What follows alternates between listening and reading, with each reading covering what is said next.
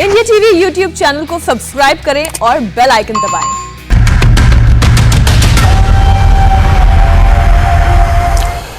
आप देख रहे हैं मुकाबला। नमस्कार, मैं हूं अजय कुमार।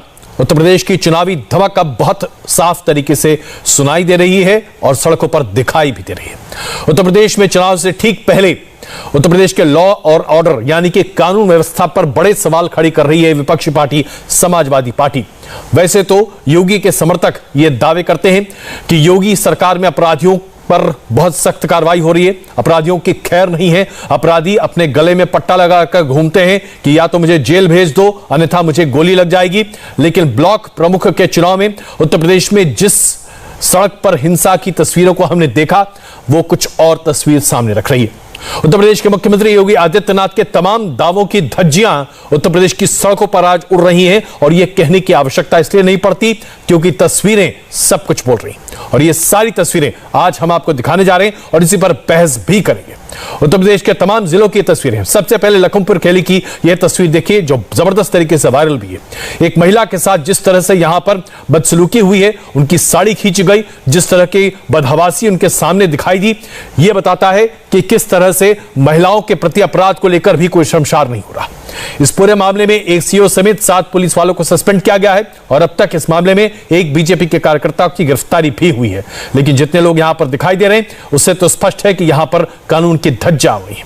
अब आपको बहराइच ले चलते हैं। बहराइच में हिंसा की ये तस्वीरें आप देखिए। पुलिस की मौजूदगी में मारपीट, धक्कम धुक्का, ऐसा लग रहा है जैसे कि कहीं कोई कानून व्यवस्था की चीज ही नहीं है, सब कुछ इतर बितर होता दिखाई दे रहा है। तीसरी तस्वीर सीतापुर की आपको दिखाते हैं जहां पर भारतीय जनता पार्टी और निर्दलीय प्रत्याशी के बीच में झड़प हुई है। सड़क पर यह झड़प और यह हिंसा बताती है कि पुलिस की मौजूदगी के बावजूद लाठी डंडे के साथ यहां पर लैस लोग उत्तर प्रदेश में कानून व्यवस्था को धज्जियां बताते दिखाई दे रहे हैं। पुलिस को जब लगा कि हाथ से मामला पूरा बाहर निकल रहा है तो लाठीचार्ज किया गया, लेकिन बहुत देर से कार्रवाई हुई। अब आइए आपको हम उन्नाव की तस्वीरें दिखाते हैं। उन्नाव में समाजवादी पार्टी और बीजेपी के कार्यकर्ताओं के बीच में जबरदस्त भिड़ंत की ये तस्वीरें हैं जो अभी आपके स्क्रीन पर दिखाई दे रही हैं।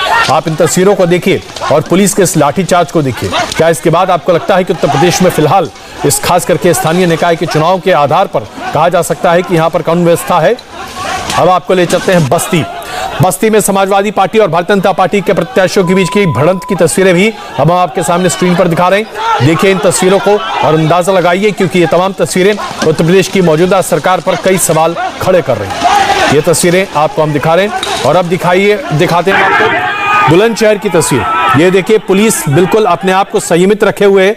मारपीट खुलेआम है, किसी को रोकने की कोशिश नहीं है। पुलिस भी बचाव करने की कोशिश कर रही है लेकिन पुलिस माइनॉरिटी में है और पुलिस के स्पीकर को कोई देखने को भी तैयार नहीं है। पुलिस बल यहां पर खुद अपने हाथ में अपने लाउड स्पीकर को लेकर खड़ी है। इसके अलावा अब और क्या तस्वीरें हो सकती हैं उत्तर प्रदेश में बिगड़ती कानून व्यवस्था को? संभल की अब तस्वीरें आपको दिखाते हैं और ये देखिए पुलिस सड़क पर दौड़ रही है, कार्यकर्ताओं से मारपीट हो रही है, कार्यकर्ताओं पर लाठी चलाए जा रहे हैं। ये है उत्तर प्रदेश में कानून की व्यवस्था।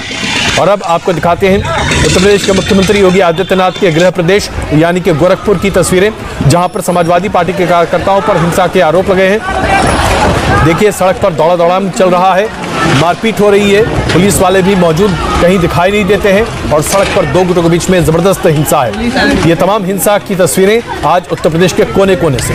अब आपको पीलीभीत ले चलते हैं यानी कि कोई भी ऐसा हिस्सा नहीं है, चाहे आप पूर्वी उत्तर प्रदेश की बात करें, पश्चिमी उत्तर प्रदेश की बात करें, पहाड़ी क्षेत्र के निकट के क्षेत्रों की बात करें। नामांकन के दौरान पीलीभीत में जो हिंसा हुई है, पुलिस को लोगों को दौड़ा दौड़ा कर भगाना पड़ा और तब जाकर हिंसा पर काबू पाई गई है। और बिजनौर की ये तस्वीर देखिए आप। बिजनौर में भारतीय जनता पार्टी के कार्यकर्ताओं ने आपस में जबरदस्त पिटाई की है। समाजवादी पार्टी के कार्यकर्ताओं की धुनाई हुई है। यहां पर भारतीय जनता पार्टी के कार्यकर्ताओं ने यहां पर कानून को अपने हाथ में लिया और ये तस्वीरें आज आप बिजनौर की अभी अपने स्क्रीन पर देख रहे हैं। इन तमाम तस्वीरों को देखने के साथ स्पष्ट है कि आज उत्तर प्रदेश में कानून व्यवस्था पर बहुत बड़े सवालिया निशान खड़े हो रहे हैं। भारतीय जनता पार्टी को क्या उनके अपने कार्यकर्ताओं को खुली छूट मिली थी कि इस स्थानीय निकाय चुनाव में खुलेआम जो चाहे वो कर सकते हैं? क्योंकि सबसे बड़ी विपक्षी दल के तौर पर समाजवादी पार्टी के अध्यक्ष ने यही आरोप लगाया है। थोड़ा सा यहां पर ब्रेक लेते हैं, इसी पर करेंगे आज हम विस्तृत चर्चा। मुकाबला जारी है।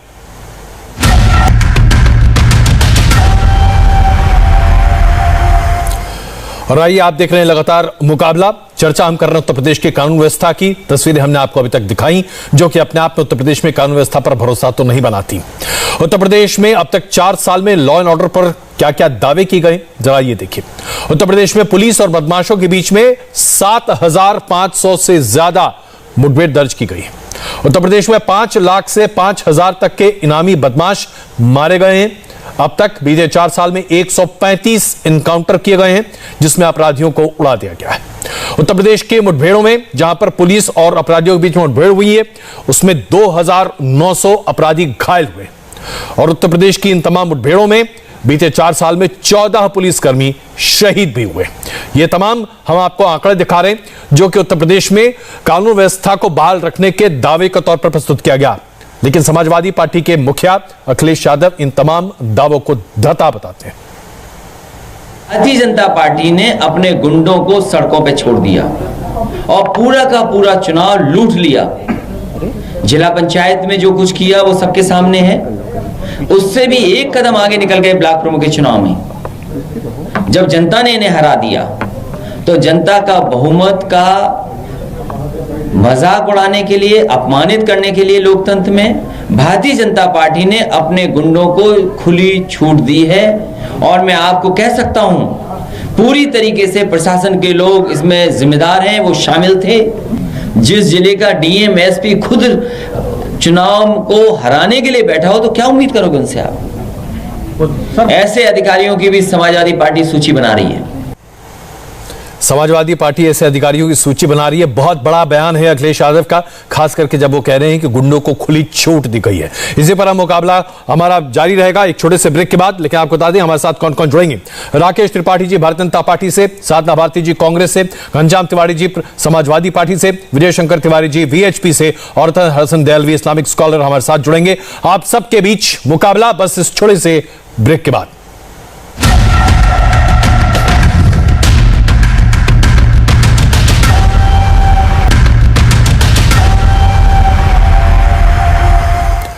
आप देख रहे हैं मुकाबला और अब मुकाबला शुरू करते हैं। राकेश त्रिपाठी जी, साधना भारती जी, घनश्याम तिवारी जी, विजय शंकर तिवारी जी और हसन दयालवी साहब हमारे साथ मौजूद हैं। शुरुआत राकेश त्रिपाठी जी आपके साथ। जो तस्वीरें हम देख रहे हैं, जो अभी आप स्क्रीन पर भी देख रहे हैं, ये लखीमपुर की हैं। भले ही ये कार्रवाई की बात आप कहें, लेकिन अगर उत्तर प्रदेश में इस तरह की तस्वीरें सार्वजनिक तौर पर सिर्फ लखीमपुर खीरी नहीं बल्कि तमाम जगहों पर दिखें, तो फिर तो सवाल उठेगा ही ना कि कानून व्यवस्था है क्या प्रदेश में।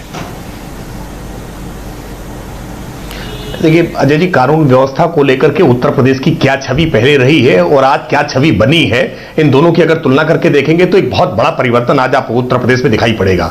उत्तर प्रदेश में पिछली समाजवादी पार्टी की सरकार में उत्तर प्रदेश में एक नारा बहुत सुगमता से चलता था कि जिस गाड़ी पर सपा का झंडा बैठा उसमें समझो गुंडा।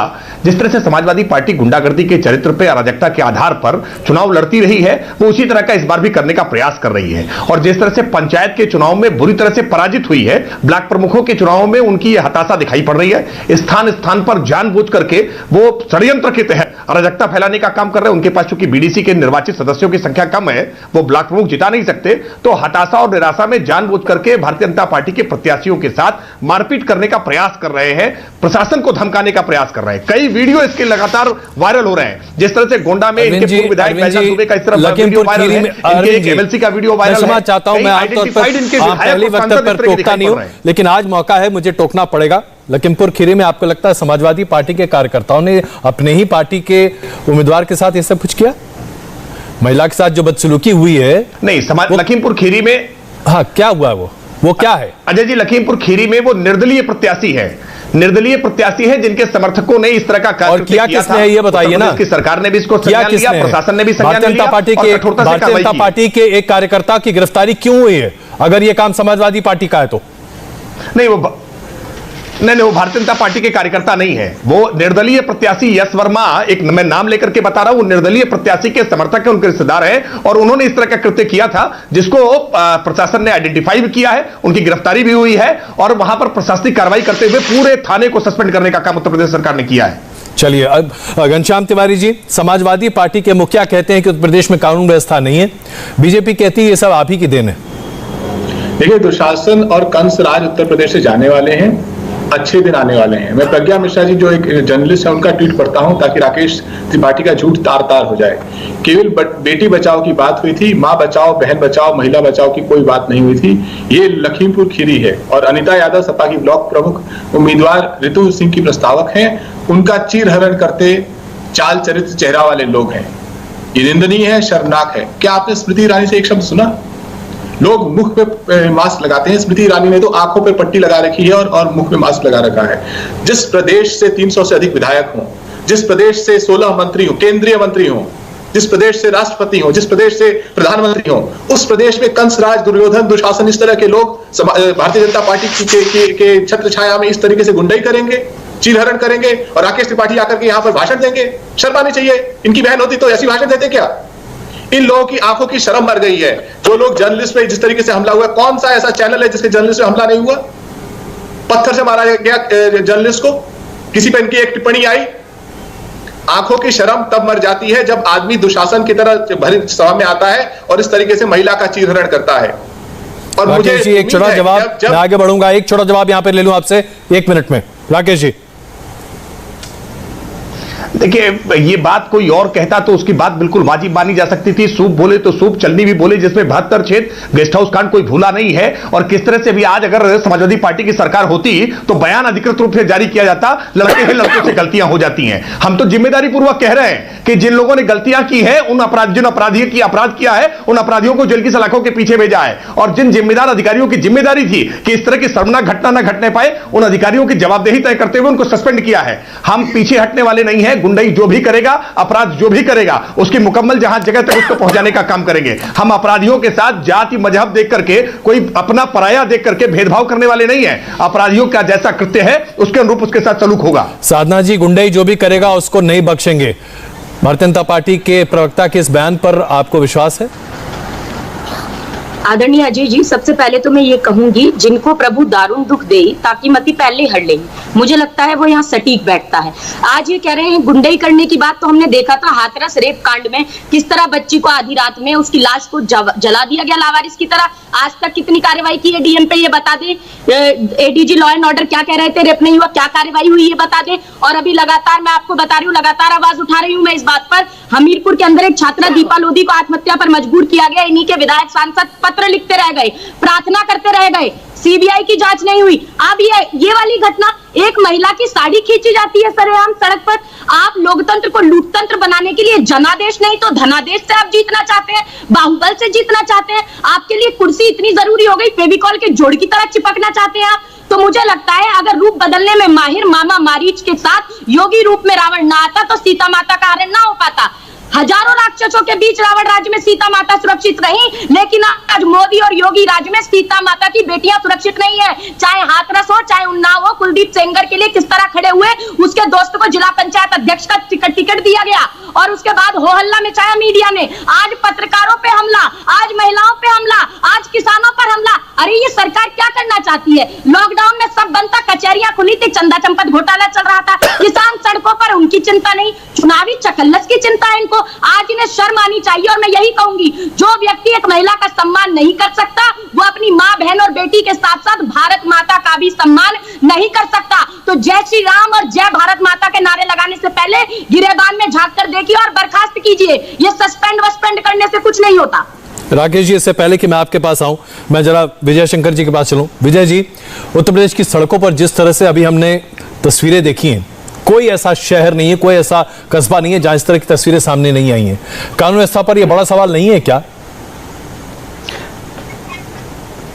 देखो अजय जी, ये घटना चाहे उत्तर प्रदेश में हो, फिर चाहे राजस्थान में हो, फिर चाहे छत्तीसगढ़ में हो, फिर चाहे महाराष्ट्र में हो, समान रूप से देखने की अगर आदत होगी तो चीजें सुधरती हैं। लेकिन जब हम एक ऐनक से देखेंगे, उत्तर प्रदेश में महिला के साथ अगर कुछ हुआ है तो उसका विरोध तो होना ही चाहिए, हम करते हैं, आम समाज भी करता है। लेकिन अगर राजस्थान में यही घटना हो जाती है, महिला को बेइज्जत किया जाता है, उसके कपड़े उतारे जाते हैं, उसके साथ अनाचार होता है, तो वो घटना विमर्श का कारण नहीं बनती। न बहन जी न घनश्याम तिवारी जी उठाते हैं। छत्तीसगढ़ में भी इसी प्रकार का होगा तो नहीं उठाएंगे, क्योंकि उठाने का कोई कारण नहीं है। मैं ये कहता हूं कि ये जो इस प्रकार की घटना है उसका समर्थन कोई भी नहीं करेगा। राकेश तिवारी जी ने कह दिया कि तुरंत वहां के जो भी अधिकारी हैं उनको सस्पेंड किया गया। नहीं होना चाहिए, कहीं भी होना चाहिए। हम कहते हैं बहन नहीं, किसी पुरुष के साथ भी क्यों हो सकता है भाई, ना किसी महिला के साथ होना नहीं चाहिए, ना पुरुष के साथ होना चाहिए। लेकिन ये समान दृष्टि रखनी चाहिए। अगर समान दृष्टि नहीं रखेंगे तो मैं यही कहूंगा कि जब मैं यही कहूंगा इनके थाने बिके होते थे, सारे बिके होते थे, पूरे उत्तर प्रदेश में अनाचार का बोलबाला होता था, तब घनश्याम तिवारी जी कहाँ होते थे भाई? सारे थाने बिके जैसे होते थे, तब घनश्याम तिवारी जी कहाँ होते थे? और आज भी, अभी हाथरस की बात करती है बहन जी, हाथरस के बाद कितनी महिलाओं के साथ, कितने ही जिहादियों ने हिंदू बहन बेटियों के साथ अनाचार किया है। तब ये बहन जी उनका नाम तो भूल जाते हैं, हाथरस से याद रहता है। साधना जी 1 मिनट में जवाब दीजिएगा, मैं दिल्ली साहब के पास जाऊंगा। साधना जी मैं केवल इतना कहना चाहता हूँ कि दृष्टि समान रखोगे तो उसका हल निकलेगा। चलिए साधना जी, बड़ा अच्छा लग रहा है, आप आज महिलाओं के लिए बड़ा मुखर होकर बोल रहे हैं, लेकिन तब आप कहाँ गए थे जब गंगा मैया के किनारे सब थे? आप तो हिंदुओं के तथाकथित ठेकेदार बनते हैं। आप क्यों कोरोना के काल में गलियों में नहीं थे? चंदा की पर्ची कटवाने के लिए तो नजर आ गए थे, लेकिन क्यों नहीं थे कोरोना में वैक्सीन किट, दवाई किट और रोजगार किट देने के लिए राशन किट बात निकली? और दूसरी बात आपने बात की, आप सब जगह बोलते हैं, तब आप क्यों नहीं बोले जब बहन मायावती जी को अपशब्द किया गया, शंकर ने अपशब्द कहा और उनकी पत्नी स्वाति सिंह को मंत्रिमंडल में शामिल किया गया, तब क्या सो रहे थे? और आप कह रहे हैं हाथरस? अरे मैंने तो आए दिन आगला के नगला तेजाग्राम, उन्नाव में एक और बच्ची, कानपुर में बाल कल्याण गृह, निशात बच्ची के साथ जौनपुर में जो घटना हुई, मैनपुरी में लोधी बच्ची के साथ गैंगरेप, लगातार इन घटनाओं को उठाया है। मुझे लगता है आपके कान पर जू नहीं रहेंगी या साधना भारती की आवाज आप तक पहुंची नहीं, लगातार उठाती रही और आगे भी उठाती रही। विजय जी आप जवाब देना चाह रहे हैं, इसमें आपको एक बहुत छोटा मौका दे रहा हूँ, मुझे दिल्ली साहब के पास जाना है। Vijay ji please 10 second please. हाँ अजय जी, बस इतना कहना चाहता हूँ कि बहन जी केवल टीवी मीडिया में बोलने के बाद सब लोग मानते नहीं है। जब ये कोरोना काल आया था तो आपके लोग, आपके समर्थक घर में बैठे हुए थे और विश्व हिंदू परिषद और संघ ये जमीन पर खड़े होकर के लोगों की सेवा कर रहे थे। ये आपके भाषण से का विषय नहीं है, ये जमीन। अरे सुन लो, आप अशुद्ध हो जाते हो, आप तो कुछ भी बोल रहे थे, आप झूठ बोल रहे थे, मैं सुन रहा था, सच बोल रहा हूँ, आपको सुनने की ताकत नहीं है। मैं ऐसे नहीं बात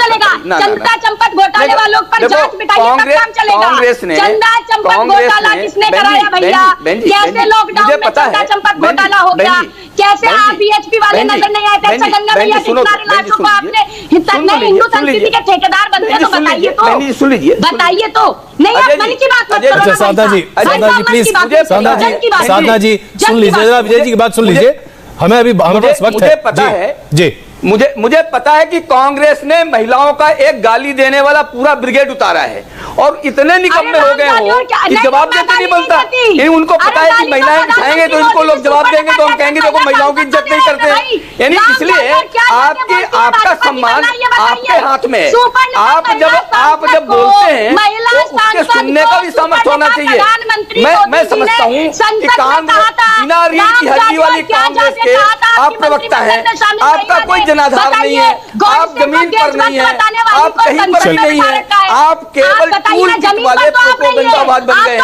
तो प्रोपोगंडाबाज वालों की बात जनता कितना सुनती है ये जनता से पूछिए। चलिए अतर हसन दहलवी साहब, जो अभी उत्तर प्रदेश की सड़कों पर हम देख रहे हैं, जो तमाम दावे बीते 4 साल से हैं योगी सरकार के, ये आपको सड़कों पर चरितार्थ होते दिख रहे हैं? ये सड़कों पर इसका सही नमूना दिख रहा है?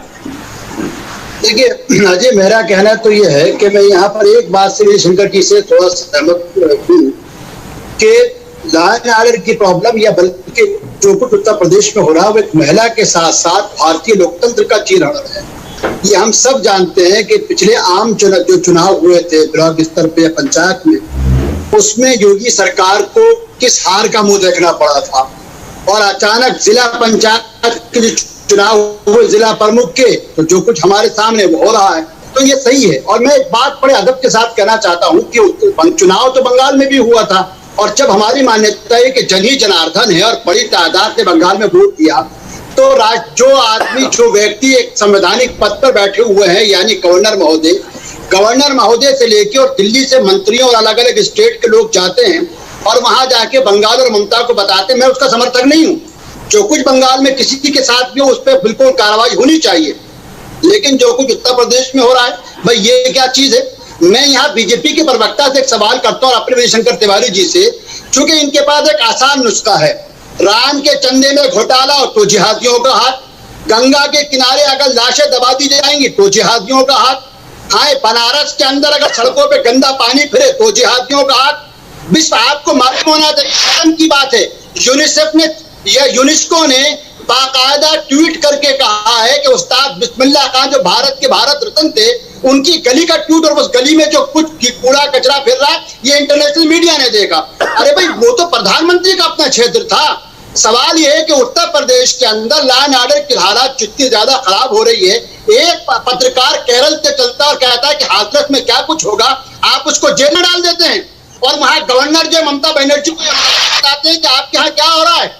संविधान की धज्जियां बिखेर दी गई हैं और आदित्यनाथ जी को तो मालूम होना चाहिए कि रत्नाकर को महर्षि वाल्मीकि कैसे बनाया जाता है। वो मठाधीश भी हैं। मठाधीशों का काम खाली ये नहीं कि आप डंडा और गोली लेकर निकलेंगे और सड़कों के ऊपर जो आप शासन और इस तरीके के कार्य करेंगे। जो कुछ हुआ शर्मनाक है। उत्तर राकेश जी जली साहब मैं आपको रोक रहा हूं। राकेश जी इसका जवाब दे रहे हैं, बहुत सारे सवाल उठे हैं सरकार पर। राकेश जी प्लीज। कि पहले साधना भारती जी इस बात लगातार जिक्र कर रही थी कई सारी घटनाओं का, थोड़ी विस्मत हो गई है। 2 दिन पहले ही मथुरा में इनकी पार्टी की कार्यसमिति की बैठक में इनकी पार्टी की महिला मोर्चे की नेता ने किस तरह से अपमान अपना कहा है। ये कोई अपने पार्टी के भीतर अगर झांक कर देख ले तो महिलाओं का सम्मान कितना हो रहा है इनको पता चल जाएगा। लेकिन शायद टीवी डिबेट में ज्यादा व्यस्त होने के नाते पार्टी के भीतर की गतिविधियां पता नहीं चल पाती होंगी। हो सकता है टीवी डिबेट में ज्यादा व्यस्तता होने के नाते पार्टी के भीतर की गतिविधियां आपको ना पता चल पाती। आपके नेताओं के किस किस प्रकार के बयान है फेरेज खोल दूंगा तो टंच माल से लेकर के और पुरानी बीवी मजा नहीं देती है। जाने कैसे कैसे शर्मनाक बयान देते हैं आपकी पार्टी के लोग। मैं दोहराना नहीं चाहता, शर्मनाक बयान महिलाओं के लिए किस प्रकार की घटिया सोच रखने वाले आपके नेताओं के बयान दोहराना नहीं चाहता हूं। आपको इस बात के लिए मैं जिम्मेदारी के साथ कह रहा हूं कि लखीमपुर खीरी की जिस घटना के आधार पर आप अपना राजनीतिक जमीन खोजने की कोशिश कर रहे हैं ना, आपको उत्तर प्रदेश में राजनीतिक जमीन नहीं मिलने वाली है। कोविड के दौरान किस तरह से फर्जी बसों की सूची भेज करके प्रियंका वाड्रा जी श्रेय लेने की कोशिश कर रही थी ना, ये भी उत्तर प्रदेश से देखा है। पिछले 1.5 साल से प्रियंका वाड्रा जी उत्तर प्रदेश में दिखाई नहीं पड़ी है। पॉलिटिकल टूरिस्ट है प्रियंका वाड्रा जी, उत्तर प्रदेश में दिखाई नहीं दे रही है। और उत्तर प्रदेश में एक संसदीय निर्वाचन क्षेत्र केवल बचा है, एक भी जिला पंचायत सदस्य जीत नहीं पाए, ब्लॉक प्रमुख एक भी नामांकन नहीं करा पाए। राजनीतिक साधना जी मेरा विनम्र आग्रह है, साधना जी विनम्र आग्रह है, प्लीज सुने वरना बहुत समझ नहीं पा रहे हम लोग। दुरुस्त करने का काम किया है, एनकाउंटर्स करके अपराधियों के मन में भय बैठाने का काम किया है। अच्छा एक बात बताइए, एक सवाल मैं लेना चाहता हूं राकेश जी। एनकाउंटर करके अपराधियों के मन में भय बैठाया है आपका ये कहना है।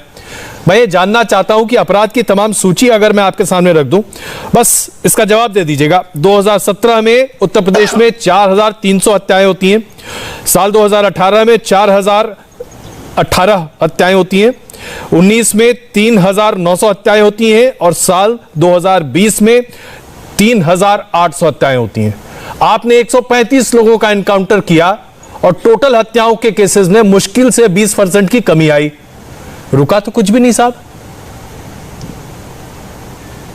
देखिए अजय जी, अगर आप आंकड़ों को बता रहे हैं तो मुझे लगता है इन आंकड़ों को 2012 से और उससे पहले से उठा करके, मैं तो आपके आंकड़े बता रहा हूं जो नेशनल क्राइम ब्यूरो के हिसाब से, और आपने कहा कि हमने लोगों के भीतर डर बैठा दिया है। तो साहब ये आंकड़े तो अजय जी, मैं इस बात भाई ये तो 1000 से मैं बस देखिए कोई सरकार दावा जनता के मन में जो सवाल मैं आपके सामने रखना चाहता हूं, अपराध की घटना नहीं होगी। नहीं देखिए जनता के मन में जो सवाल है सर, एक सेकंड साधना जी प्लीज, भारत की नहीं जनता के मन में जो सवाल है वो रखना दावा नहीं कर सकती है कि हमारी सरकार में कोई बिल्कुल मैं मानता हूं, तो लेकिन जो आप डर बैठाने की बात कर रहे हैं, कार्रवाई किस प्रकार की करता है।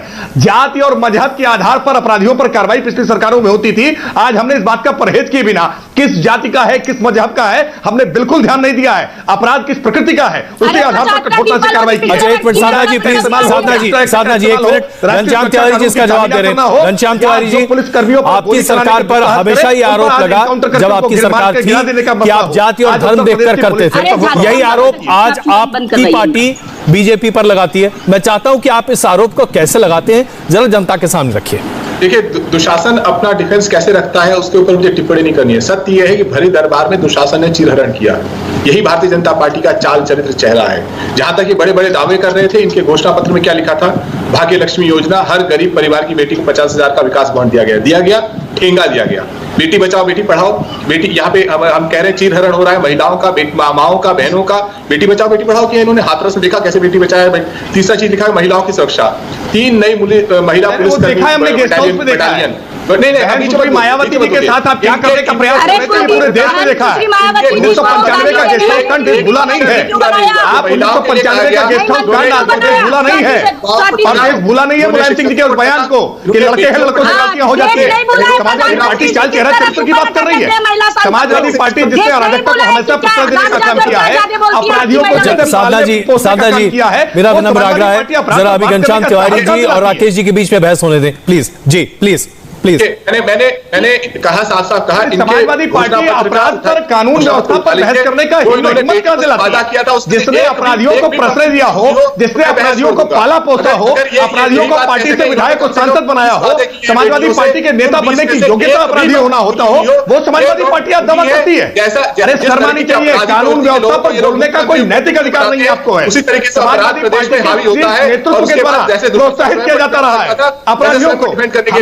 कहीं भी भारतीय जनता पार्टी से संबद्ध अगर किसी भी व्यक्ति से कोई अपराध हुआ, हमने पार्टी से बाहर का रास्ता दिखाया है, हमने स्वीकार किया है, जेल की सलाखों के पीछे भेजा है। एक उदाहरण नहीं दे सकते आप समाजवादी पार्टी का, एक उदाहरण नहीं दे सकते हैं कि समाजवादी पार्टी के नेताओं ने कहीं कोई कार्रवाई की हो।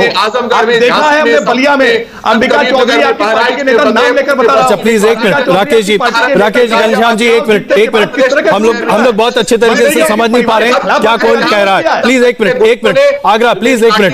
से बंदूकों से हमला किया है और प्रशासन या तो उनका साथ देता रहा या मूक दर्शक बना रहा। चलिए अब राकेश जी मैं मुद्दे पर वापस लौटता हूं। जो तमाम तस्वीरें हम लगातार दिखा रहे हैं और इंडिया टीवी पर तस्वीरें हम दिखा रहे हैं, राकेश जी बलिया का उदाहरण दे दीजिए। एक चुनाव, राकेश जी मेरा सवाल सुन लीजिए सर।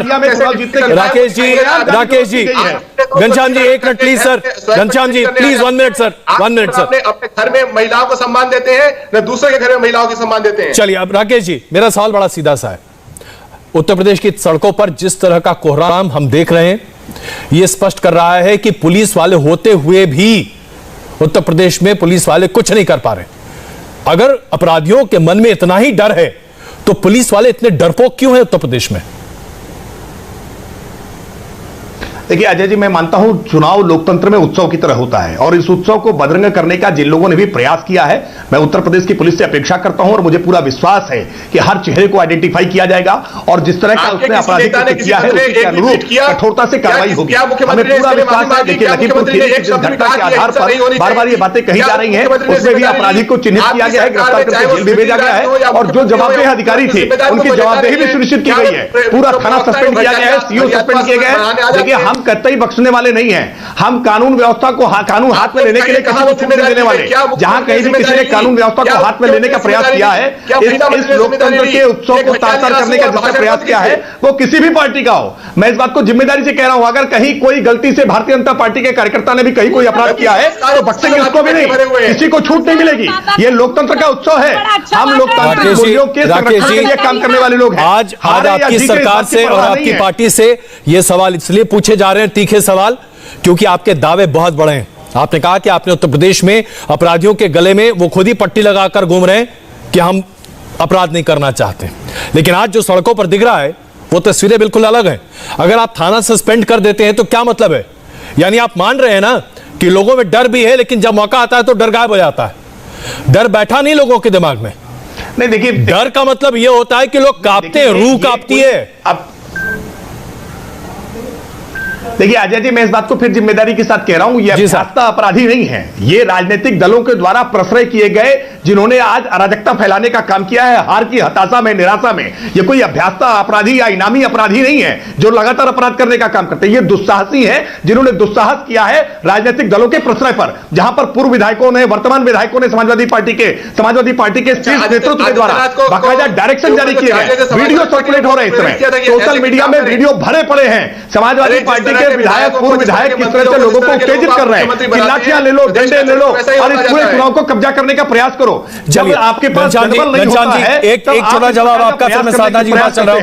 घनश्याम जी, बहुत सीधा आरोप आपके ऊपर अभी राकेश जी लगा रहे हैं, कह रहे हैं आपके विधायक, आपके पार्टी के लोग जानबूझकर अवसरवादी हिंसा कर रहे हैं। बहुत बड़ा आरोप है आपके ऊपर। सीतापुर, उन्नाव, कन्नौज, फर्रुखाबाद, इटावा, चित्रकूट, बांदा, ये अखबार से पढ़ के बता रहा हूं, जालौन, एटा, मैनपुरी, बागपत, बिजनौर, आजमगढ़, झांसी, संभल, संत कबीर नगर, बहराइच, फतेहपुर, बस्ती, महाराजगंज, सहारनपुर, गाजियाबाद, बुलंदशहर, हर अखबार में भारतीय जनता पार्टी के लोग या तो लाठी डंडे में दिखाई दे रहे हैं, बम गोलों में दिखाई दे रहे हैं, इनके गुंडे या तो दुशासन के रूप में दिखाई दे रहे हैं या फिर पार्टी के रूप में दिखाई दे रहे हैं। अखबार से पढ़ के बता रहा हूं। घनश्याम तिवारी जी, यहाँ पर आपकी पार्टी के प्रत्याशी नहीं मिले हैं, आप यहाँ पर चुनाव हार रहे हैं, आप 11 जिलाध्यक्ष आपने बर्खास्त किए नहीं किए, आपकी पार्टी में भयंकर भगदड़ है, भयंकर अनुशासनहीनता है, कोई अखिलेश यादव जी को अपना नेता मानने को तैयार नहीं हो रहा है। समाजवादी पार्टी में भयंकर इस समय भगदड़ है और इसी भगदड़, इसी अनुशासनहीनता, इसी अराजकता के कारण उसका खामियाजा उत्तर प्रदेश की आम जनता को भुगतना पड़ा है। इस चुनाव की साधना जी, मैं जरा साधना जी को यहाँ बीच में लेके आऊं। समाजवादी पार्टी के गुंडों ने किया है, तो जिम्मेदारी से नाम लेकर बता रहा हूं, उत्तर प्रदेश आप नहीं मानते, बैजनाथ दुबे आपकी पार्टी के नेता है, नाम लेकर के बता रहा हूं कि आपके पूर्व विधायक क्या आप मंत्री बन जाए तो किसी भी प्रदेश की कानून व्यवस्था ऐसे ही हो जाए। लोगों को भड़काने का काम कर रहे हैं, प्रशासनिक अधिकारियों के साथ आप गुंडाई करने का काम कर रहे हैं। दहलवी साहब, आज जो उत्तर प्रदेश की सड़कों पर दिख रहा है, ये सिर्फ और सिर्फ समाजवादी पार्टी की उद्दंडता है जो सड़कों पर है, क्योंकि यही तस्वीर आज हमारे सामने रखने की कोशिश राकेश जी कह रहे हैं। वो कह रहे हैं भारतीय जनता पार्टी के कार्यकर्ता नहीं है, अगर होंगे तो कार्रवाई होगी, लेकिन ये सब कुछ समाजवादी पार्टी कर रही है। दहली साहब, अजय मैं तो समझता हूं कि हम जिस सभ्यता से आते हैं उसमें पितामह भीष्म का किरदार बहुत बड़ा है। और अगर आपने महाभारत देखी जो हमने पढ़ी, उसमें राज्य में जो कुछ हो वो कहीं ना कहीं उसकी जवाबदेही राजा की बनती है। राजा आंखों पे खाली जो है वो उसकी आंखें ना भी हो, कम से कम उसका दिमाग खुला रहता है। भाई पिछली सरकारों ने क्या करा ये मुद्दा नहीं है। भारतीय जनता पार्टी अपने आप को विश्व की सबसे बड़ी पार्टी कहती है, लोकतंत्र का सबसे बड़ा ठेकेदार कह रही। मैं भी मानता हूं कि उनके पास जो प्रचंड बहुमत है। फिर मैं आपसे सवाल करता हूं, अगर आप ये सवाल जो है महाराष्ट्र में उठा सकते हैं, सवाल जो है बंगाल में उठा सकते हैं, आप ये सवाल जो है केरल में उठा सकते हैं, जब आपसे सवाल किया जाता है आप कहीं समाजवादी पार्टी आ गई। हर अपोजिशन पे इस तरीके का इल्जाम लगता है, लेकिन जवाब सत्ता को देना पड़ता है। और एक आखिरी बात, मेरे पास ये डाटा मौजूद है ऑर्गेनाइजेशन का, उत्तर प्रदेश हमारे दिल्ली से जुड़ा हुआ राज्य, एक ऐसा राज्य है जहां आपने इनकाउंटर तो करे, लेकिन मेरठ, सहारनपुर और कुछ छोटे छोटे जिले जहां पर बिजनेस था, मुरादाबाद वगैरह, इनसे पूछिए कि बाहर दिन क्या तो अपहरण नहीं किया गया, क्या सरेआम गोलियां नहीं मारी गई? ये कौन सा गैंगवार था? कौन लोग जो व्यापारियों को डरा रहे हैं? कौन लोग जो दिन दिहाड़े लोगों को कत्ल कर रहे हैं? जवाब योगी जी को देना पड़ेगा, उन पे तोहरी जिम्मेदारी है। वो खाली जो है विजय जी, मैं आपके पास आऊं, लेकिन उससे पहले राकेश जी जवाब दीजिए। राकेश जी, देखिए, जिस तरह से उत्तर प्रदेश में अजय जी, जिस तरह से ठेके पर हत्याएं होती थी, जिस तरह से रंगदारी वसूली करने का काम होता था, उत्तर प्रदेश में उद्योग नहीं लग पाते थे, इस कारण से उद्योगपतियों को रंगदारी देनी पड़ती थी उद्योग स्थापित करने से पहले। आज वो वातावरण हमने बदला है, जो अभ्यासता अपराधी है उन अभ्यासता अपराधियों पर इनाम घोषित करके उनको जेल की सलाखों के पीछे भेजा है। आज हमने उत्तर प्रदेश में जो संगठित अपराध होता था, संगठित गिरोह चलते थे, उनको हमने रोकने का काम किया है। लेकिन ये बात सही है, इस बात को हम जिम्मेदारी के साथ मान रहे हैं कि समाजवादी पार्टी ने हार की हताशा में जिस तरह के अराजक कृत्य मचाए हैं, इन पर और कठोरता से कार्रवाई होनी चाहिए थी। और हम समाजवादी पार्टी पर ही ठीकरा फोड़ रहे हैं राकेश जी। विजय जी, जो तस्वीरें सामने हैं वो कुछ और सत्य बयां कर रही हैं। राकेश जी कहते हैं कि सत्य कुछ और है, जाहिर सी बात है जांच का मामला है, लेकिन जो अभी दिख रहा है स्क्रीन पर, क्या इसके आधार पर यह हम कह सकते हैं कि हम गर्व से कहें कि उत्तर प्रदेश में है दम, क्योंकि यहां कानून है? देखो अजय जी देखो, ऐसा है कि अभी दहलवी साहब उत्तर प्रदेश को बंगाल के साथ उसकी तुलना कर रहे थे। ये घोर आपत्तिजनक इसलिए है क्योंकि यहाँ पर लोग वृक्षों पर फांसी लगाकर मिल रहे हैं क्या? यहाँ किसी के धर्मस्थल लूटे जा रहे हैं क्या? यहाँ जमीनें हथियाई जा रही हैं क्या? बलात् धर्मांतरण हो रहा है क्या? यहाँ पर लोगों को घर से निकलने के लिए विवश किया जा रहा है क्या? यहाँ के लोग अपना प्रदेश छोड़ करके कहीं जा रहे हैं क्या? यहाँ पर कोई ये जा रहा है क्या कि ऐसा नहीं करोगे तो आपको धर्म परिवर्तन करना पड़ेगा? ये सब कुछ बंगाल में हो रहा है क्या? उत्तर प्रदेश में हो रहा है क्या? दहलवी साहब कुल मिलाकर के बंगाल की सारी घटनाओं को धूमिल करने की कोशिश कर रहे हैं और ममता बनर्जी के साथ खड़े होकर के सीधे सीधे उनको बचाने की कोशिश कर रहे हैं। उत्तर प्रदेश बंगाल नहीं बन रहा है, उत्तर प्रदेश रहा है। समस्या केवल इतनी है कि घनश्याम तिवारी जी अपने सारे उसमें जो इनके वृक्ष के रूप में गुंडे बवाली जो खड़े होते रहे, उनकी जड़ कट गई है। उनकी जड़ कटने के कारण चलिए घनश्याम जी से उन्होंने सीधा सवाल पूछा। घनश्याम जी मैं आपके पास आऊं, लेकिन एक मिनट का वक्त साधना जी के लिए, उसका घनश्याम जी मैं आपके पास आ रहा हूं। साधना जी प्लीज एक मिनट, मेरे पास वक्त कम है इसलिए मैं आग्रह कर रहा हूं आप सबसे।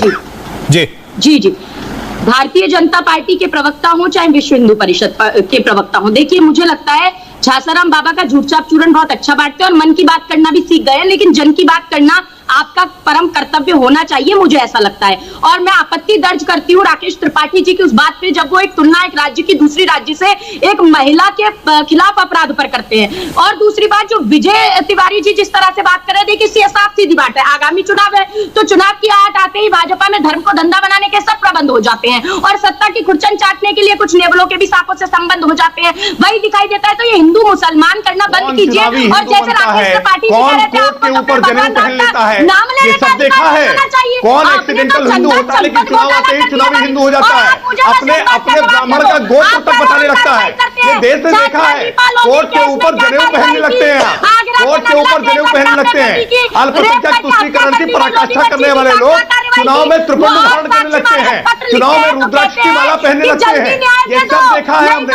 धर्म की ठेकेदारी किस तरह करते हैं, किस तरह से आप मुस्लिम तुष्टीकरण के लिए अंधे हो जाते हैं, ये सब देश ने देखा है। आप बदलिए अपनी रणनीति को, आप कोशिश करिए, क्योंकि उत्तर प्रदेश में आधार नहीं है, लेकिन इसके लिए जनता के बीच में जाना होगा। अमेठी हार चुके हैं, रायबरेली केवल बची है और इस बार रायबरेली भी आपके हाथ से जा रही है, रायबरेली भी हाथ से जा रही है। एक भी जिला पंचायत का अध्यक्ष नहीं जीत सके, एक भी ब्लॉक प्रमुख नहीं जीत सके, केवल टीवी। चलिए घनश्याम तिवारी जी, केवल टीवी। प्लीज मेरे पास आखिरी मिनट बचा है। घनश्याम तिवारी जी, सारी घटनाओं की जिम्मेदारी सिर्फ और सिर्फ आपकी है। आप ही ने पूरे प्रदेश में उत्पात मचा रखा है। आप 2012 से प्रदेश में उत्पात मचा रहे हैं, उसके पहले से मचा रहे हैं। आप उत्तर प्रदेश में कानून व्यवस्था बहाल होने ही नहीं देना चाहते। देखिए उत्तर प्रदेश में अगर अपराधी प्रवृत्ति के लोग मंत्री मुख्यमंत्री बनेंगे तो उत्तर प्रदेश ऐसे ही बदहाल रहेगा। आज का अखबार बता रहा है कि किस तरीके के अपराधी प्रवृत्ति के लोग सत्ता में काबिज हैं। उन्होंने थाने को किस तरीके से थाने पर अपना कब्जा किया है, किस तरीके से भारतीय जनता पार्टी के लोगों के पास लाठी भी है, हथगोले भी हैं, कट्टे भी हैं, बंदूकें भी हैं और बेशर्मी भी है। अगर एक महिला का चीरहरण सरेआम हो जाता है और स्मृति ईरानी चुप रहती है, महिला कल्याण मंत्रालय चुप रहता है, इनके मुख्यमंत्री पहचाना हुआ है और उत्तर प्रदेश के लोग कहते हैं साधु क्या है, लाठी है, इनके हाथ में गोले हैं, इन हाथों को पहचान रहे हैं। उत्तर प्रदेश की भाषा पहचान रही है, और दुशासन है चाल चेहरा और चित्र किस प्रकार का है। समाजवादी पार्टी ने किस तरह से लाठी तंत्र के बल पर, लूट तंत्र के बल पर हमेशा लोकतंत्र को कलंकित करने का काम किया है। आप समाजवादी पार्टी किस तरह से कानून व्यवस्था की बात करते हैं। समाजवादी पार्टी की तो पहचान ही हल्ला बोल की है, दंगा करने की है। आज उत्तर प्रदेश में भारतीय जनता पार्टी की सरकार आने के बाद इस बात को हम जिम्मेदारी से कह सकते हैं। वक्त की कमी है, इसलिए मुझे इस बहस को यहीं पे खत्म करना पड़ रहा है। हर महीने मैं आप सबका धन्यवाद देता हूं इस बहस में शामिल होने के लिए। लेकिन एक बात तो तय है, जिस तरह से उत्तर प्रदेश की सड़कों पर एक तरह से अराजकता खुलकर सामने दिखाई दे रही है, ठोस कार्रवाई अगर नहीं की जाती है तो जाहिर सी बात है किसी भी तरीके से नहीं माना जाएगा कि बीते 4 साल में उत्तर प्रदेश में अपराधियों और आपराधिक तत्वों और उसके साथ साथ आपराधिक मानसिकता वाले लोगों के दिमाग में डर बैठाया गया है। 135 एनकाउंटर का कोई मतलब नहीं रह जाएगा, क्योंकि उत्तर प्रदेश में कानून व्यवस्था पूरी तरीके से छित विछित आज सड़कों पर दिखाई दे रही है। देश में एक बार फिर यूनिफॉर्म सिविल कोड लागू करने की बात शुरू हो गई। इस बार जोर इसलिए दिया जा रहा है क्योंकि दिल्ली हाईकोर्ट ने इस मुद्दे को उठाया है। कोर्ट ने केंद्र से इस अहम मुद्दे पर जरूरी कदम उठाने के लिए भी कहा है।